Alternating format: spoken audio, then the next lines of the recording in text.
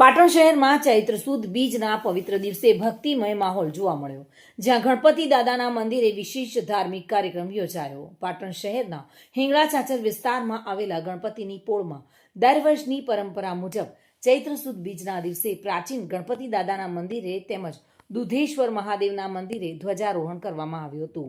આ પ્રસંગે ગણપતિ દાદાના મંદિરે 108 લાડુનો હોમાત્મક હવન યોજાયો હતો, જેમાં યજમાન તરીકે નરેશભાઈ મોદી ઉપસ્થિત રહ્યા હતા।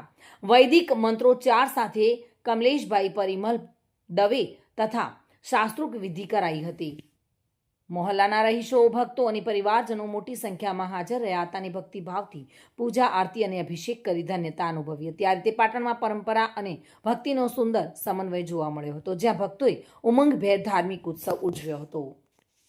દિગ્નેશ સુથાર સાથે bureau report, today Gujarati news.